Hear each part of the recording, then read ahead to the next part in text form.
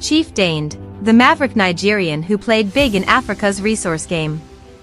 Picture Lagos in the 1970s, post-independence euphoria, oil wealth rising, and enter Chief Antonio Oladeinde Fernandez, a blend of diplomat, dealmaker, and resource entrepreneur who would eventually become one of Africa's most enigmatic billionaires.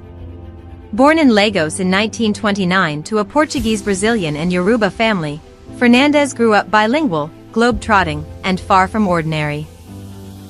In contrast to the typical colonial-era concessionaire, Fernandez turned Africa itself into his enterprise stage, especially Angola in the 1980s. As global commodity markets roiled and Angola wrestled with post-colonial nation-building and civil war, he carved out space at the intersection of commerce, diplomacy, and resource access. Series Introduction. It's Monday the 19th of January, 2026. Welcome to the 114th edition of The Entrepreneur and the sequel to our first documentary video dated December 29, 2025 on Chief Fernandez.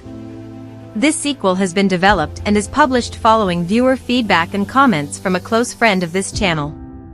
In this sequel, we take a deeper look into the transcontinental foray of Nigeria's earliest and most accomplished billionaires, Chief Antonio Oladeinde Fernandez. If you are visiting us for the first time, please subscribe, smash the like button, share this video, and help us grow our family. If you have already subscribed, then show your support by liking the video and making a comment. Now let's jump right back in. From economic advisor to Angola's power plays. Between 1982 and 1984, Fernandez was appointed economic advisor to the Angolan government, working closely with late President José Eduardo dos Santos, a man then battling civil war and seeking foreign partnerships to legitimize and fund national development. This was no ceremonial post. Angola's natural resources, diamonds, oil, even iron ore, were central to both war financing and economic recovery. Foreign involvement was tightly regulated by Angola's leaders, and offering strategic access to resources was political currency. In this context, Fernandez leveraged his diplomatic stature to situate himself not just as an advisor but as a preferred commercial partner in a high-stakes environment. Through his company Petronet, he negotiated exploration and production interests in Angola's petroleum sector and mining sites, including gold and diamond extraction, a notable feat given the era's geopolitical risk and regulatory instability. His teams moved beyond pure brokerage into joint ventures, pooling capital and operational inputs with partners like South Africa's Energy Africa Limited in offshore Angolan blocks, reflecting risk-sharing rather than simple rent-seeking. This strategy was audacious. Angola in the 1980s was not a low-risk, open market. With civil war raging and state capacity uneven, Fernandez's work blended legal diplomacy, personal networks, and commercial courage to secure assets and export permits others simply weren't positioned to win. The 1980s Angola context, not your average resource trade. To appreciate Fernandez's accomplishment, it helps to understand Angola's mining environment at the time. Diamond mining in Angola had been long dominated by colonial entities like Diamond, but post-independence nationalization reshaped the landscape. The Civil War heavily disrupted mining operations and logistics. Angola was simultaneously trying to build state control over resources, e.g., Ndiama, and woo foreign investors with deep pockets and diplomatic finesse. In this context, Fernandez's role was striking because he wasn't just a passive investor. He was a politically embedded actor, economic advisor, strategist, project proponent, and deal closer. Beyond Angola, building an African resource portfolio. Fernandez didn't stop in Angola. After his advisory stint, he served in various high diplomatic posts, including Deputy Permanent Representative of Mozambique to the UN, mid-1980s.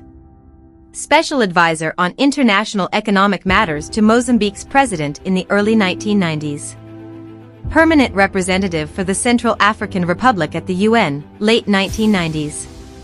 Meanwhile, his business interests spanned oil and hydrocarbon exploration via Petronet, diamond and gold mining ventures in Angola and beyond, bauxite, precious metals, and resource export businesses that fed major global markets. By weaving a network between governments, international capital, and local regulatory regimes, Fernandez created an empire that operated where others feared to tread. Lessons for today's entrepreneurs and regulators.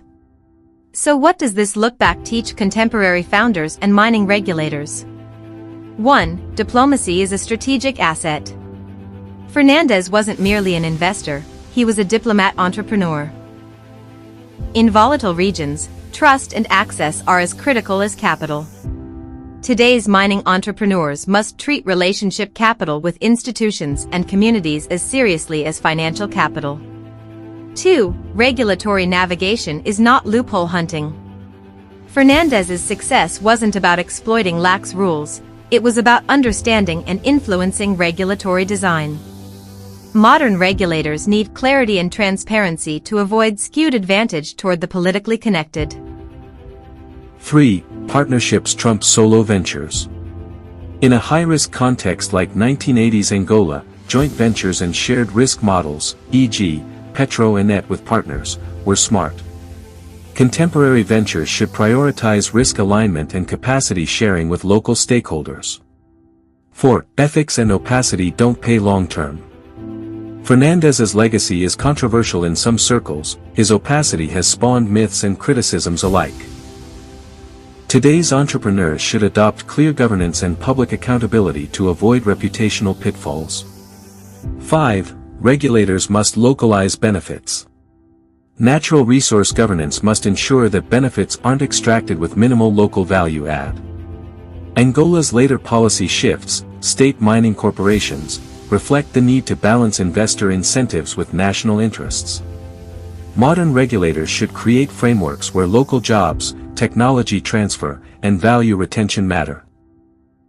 Final thought, a maverick or a mirror? Chief Antonio Fernandez remains a polarizing figure. Celebrated as Africa's audacious dealmaker by some, critiqued for privilege and secrecy by others, his story in Angola highlights both the promise and peril of resource entrepreneurship. For today's leaders, entrepreneurs, policymakers, and regulators alike, his career is not a simple blueprint. It's a mirror, showing how vision, networks, strategy, and governance must align to ensure resource wealth builds nations, not hidden empires. If you would like to know more, or wish to discuss brand sponsorship of any of our videos on entrepreneurship, please get in touch on any of the social media handles below. All our content is developed from real-life experiences in a professional and entrepreneurial journey that spans across 8 countries and 4 decades. Quote of the week. Believe the unbelievable, dream the impossible, never take no for an answer. Tony Fernandez.